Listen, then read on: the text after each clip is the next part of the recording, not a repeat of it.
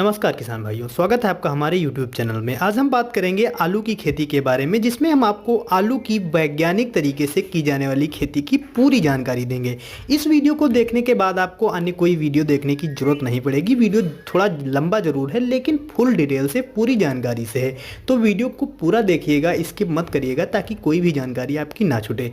Video पसंद आया like share जरूर करिएगा और खेती बागवानी से जुड़े वीडियो देखने के लिए हमारे चैनल को भी सब्सक्राइब जरूर कर लीजिएगा।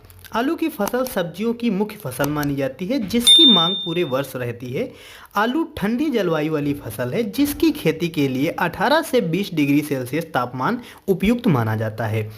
फसल लंबे दिनों के दौरान ज़्यादा बढ़ती है और इसके जो ट्यूबर होते हैं यानी जो आलू होते हैं वो कम बनते हैं, जबकि जब छोटे दिन होते हैं यानी जो ठंडक के दिन होते हैं सर्दियों के सीज़न में इसके ट्यूबर ज़्यादा बनते हैं और इसकी फसल की बढ़वार कम होती है। तो जाड़े के जो समय होता है, जो दिन होते हैं, ये आलू की फसल के लिए उपयुक्त माने जाते हैं।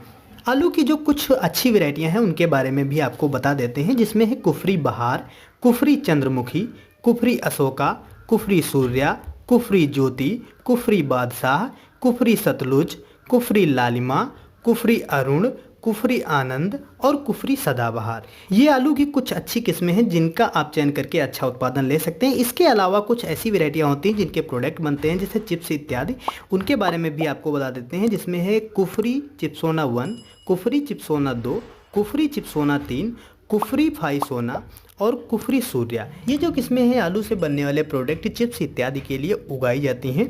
आलू की अच्छी उपज के लिए उच्च जीवाश्म युक्त जो बलुई दोमट मिट्टी होती है काफ़ी उपयुक्त मानी जाती है। चिकनी मिट्टी या भारी मिट्टी इसके लिए अच्छी नहीं मानी जाती है। मिट्टी का जो पीएच मान है वो 5.5 या 7.5 के बीच होना चाहिए, जिससे आपकी अच्छी उपज हो सकती है। अब बात करते हैं खेत की तैयारी के बारे में। तो खेत आप अगर पहले से तैयार कर लेते हैं तो आप अच्छा उत्पादन ले पाएंगे, जिसके लिए मई जून के महीने में अगर आप खेत की गहरी जुताई करा देते हैं और गहरी जुताई करने के बाद खेत को छोड़ देते हैं, भूमि जिससे सूख जाती है और जितने भी रोग होते हैं, कीड़े होते हैं, वो नष्ट हो जाते हैं। एग्लाइंग जो हुई होती है वो भी बिल्कुल नष्ट हो जाती है, जिससे हमारी जो भूमि है उसका सुधार भी हो जाता है। इससे अतिरिक्त अगर संभव हो तो आप जिस खेत में आलू की खेती करना चाहते हैं उसमें पहले हरी खाद को जरूर उगाकर उसकी जुताई करें, जिससे जो आलू की आप फसल लेंगे उसमें काफ़ी अच्छा प्रॉफिट होगा। और जो आपको उर्वरक देनी रहती है उसमें आप 25% तक कम उर्वरक दे सकते हैं। और बात की जाए अधिक उत्पादन की, तो आप 10 से 12 क्विंटल प्रति एकड़ के हिसाब से अच्छा उत्पादन भी पा सकते हैं अगर आप हरी खाद की पहले जुताई उसमें कर देते हैं। अगर आप हरी खाद नहीं दे पाते हैं, समस्या है या समय आपके पास कम है, तो इसके अलावा आप 120 से या 150 क्विंटल प्रति एकड़ के हिसाब से अच्छी गोबर की खाद भी डाल सकते हैं, जो कि आपकी हरी खाद के मुकाबले काम कर सकती है। इसको आपको 15 से 20 दिन पहले डाल देना है और खेत में एक बार पानी लगा देना है। इसके बाद अच्छी जुताई अगर आप कर देते हैं, जो गोबर की खाद है आपकी मिट्टी में अच्छे से मिल जाती है, तो आप हरी खाद के मुकाबले उतना ही उत्पादन ले पाएंगे। आलू की फसल के लिए आपके खेत में पानी निकास की व्यवस्था भी अच्छी होनी चाहिए। अगर आप अगेती फसल ले रहे हैं तो खास पानी निकास की व्यवस्था जरूर करें। और बीज जो है हमेशा आप सरकारी या विश्वसनीय संस्थाओं से ही खरीदें।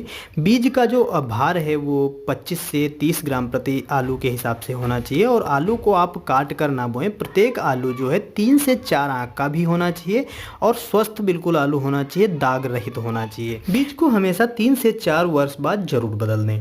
बात करते हैं बीज के मात्रा के बारे में। तो बीज की जो मात्रा होती है वह उसके भार व आकार पर निर्भर करती है। अगर सामान्यतः बात की जाए तो 8 से 12 क्विंटल प्रति एकड़ के हिसाब से आपको बीज पड़ सकता है। और बीज अगर आप काट कर बोते हैं तो कम बीज लगता है, लेकिन जो अगेती किस्म है, अगेती फसलें हैं ले रहे हैं, उसमें आप बीज को काट कर बिल्कुल भी ना बिजाई करें। बीज की तैयारी की बात की जाए तो बीज की तैयारी के लिए 8 से 10 दिन पूर्व आप जो बीज को निकाल रहे हैं, जो कोल्ड स्टोरेज में बीज लगा होता है, स्टोर में लगा होता है, वहां से आप पहले ही निकाल लें। करीब 8 से 10 दिन पहले जरूर निकाल लें और छांव वाले स्थान पर इसको सुखाने के लिए रख दें, फैला दें, जिससे वहां पर अंकुरण हो जाए। ऐसी जगह पर रखें जहां पर छांव हो, धूप ना पहुंचती हो और नमी बनी रहे, यानी ठंडी जो हवा वहां पर पहुंचती रहे, जिससे वहां पर अच्छा अंकुरण हो जाएगा और जो आंखें हैं वो निकल आएंगी और आप बिजाई करेंगे तो शीघ्र ही उसमें से अंकुरण हो पाएगा। बिजाई का जो समय है वो अगेती बिजाई के लिए आप 15 से 30 सितंबर तक इसकी बिजाई कर सकते हैं और मुख्य फसल को 10 से 25 अक्टूबर के बीच बिजाई कर सकते हैं। और पछेती जो किस्म है इसको आप 15 नवंबर से 30 दिसंबर के बीच इसकी बिजाई कर सकते हैं। खेत में बीज की बिजाई से पूर्व पर्याप्त नमी का होना काफ़ी आवश्यक होता है। नमी को चेक करने के लिए आप मिट्टी को उठाकर और हाथ में गूंथ कर चेक कर सकते हैं। अगर मिट्टी के लड्डू बन रहे हैं और मिट्टी को आप फेंकते हैं पुनः, तो वो बिल्कुल एकदम से फूट जाती है, तो पर्याप्त नमी होती है, जिसको आप ज़रूर जांच लें। अगर नमी कम है तो पहले आप उस खेत की सिंचाई करें और बाद में अच्छी जुताई करने के बाद ही बीज की बिजाई करें। मशीन द्वारा बिजाई के लिए 60 सेंटीमीटर के अंतराल पर मेड़ या कुंड बनाकर इसकी बिजाई करनी है और 15 से 20 सेंटीमीटर पर आलू के बीज को आपको रखना है, जिसे आप फावड़े की सहायता से नाली बनाकर भी बिजाई कर सकते हैं। और अगर आप कच्चे आलू की बुआई कर रहे हैं तो 8 से 10 सेंटीमीटर की ही दूरी रखें, ज़्यादा आपको दूरी रखने की आवश्यकता नहीं है। अगेती फसल के लिए आलू की जो बीज है उसको आप काट कर ना बोएं, जैसा कि हमने पहले ही बताया है, क्योंकि तापमान अधिक होने के कारण बीज सड़ने या खराब होने के काफ़ी ज़्यादा चांस रहते हैं। मध्यम व पछेती फसल के लिए आप बीज काट कर भी बो सकते हैं, लेकिन उसके लिए कटे हुए बीज यानी कंदों को उसको शोधित करने की काफ़ी ज़्यादा ज़रूरत होती है, जिसके लिए आप साफ या कार्बेंडाजिम मैंकोजेब को आप ले सकते हैं, जिसको आप 2 ग्राम प्रति लीटर पानी में घोल बनाकर उसमें आप जितना भी बीज है उसको 30 से 40 मिनट तक डुबो कर रख दें। इसके बाद उसको निकाल कर आप 1 से 2 घंटे के लिए छांव वाले स्थान पर जरूर सुखा लें। जब अच्छी तरह से सूख जाए उसके बाद ही आप इसकी बुआई करें। अब बात करते हैं इसकी खाद यानी उर्वरक के बारे में। जैसा कि कंपोस्ट खाद और हरी खाद के बारे में हमने पहले ही बता दिया, अगर उसका प्रयोग करेंगे तो आप 25% तक कम खाद भी दे सकते हैं। लेकिन जो अन्य खादें देनी है उसके बारे में भी आपको बता देते हैं। 50 केजी यूरिया और 70 केजी डीएपी, 60 केजी पोटास, ये आपको प्रति एकड़ के हिसाब से बुआई के समय देनी है। लेकिन आपको जो बीज है उसके साथ में इसको नहीं डालना है, यानी डायरेक्ट जो खाद है बीज के संपर्क में ना आए, इससे बीज सड़ने और ख़राब होने के चांस बढ़ जाते हैं। ये आपको लास्ट जुताई के समय देना है, या ऐसे आप दें कि वो बीज के संपर्क में ना आए। अगर आपके यहाँ दीमक की समस्या आती है तो इसके साथ में आप 7 से 8 केजी फिफ्रोनिल रिजेंट या फिर फ्यूराडान को मिलाकर उसी खाद में और प्रयोग कर सकते हैं। बुआई के 30 दिन बाद आपको उसमें पानी देना है। पानी आपको हल्का देना है, यानी आधे कूड़ के बराबर देना है, ताकि कूड़ फूटने ना पाए। इसके बाद आपको 50 केजी यूरिया प्लस 50 केजी आपको सिंगल सुपर फास्फेट देनी है, जो कि पर्याप्त नमी में ही देनी है। इसके बाद आपको हल्की मिट्टी चढ़ानी है।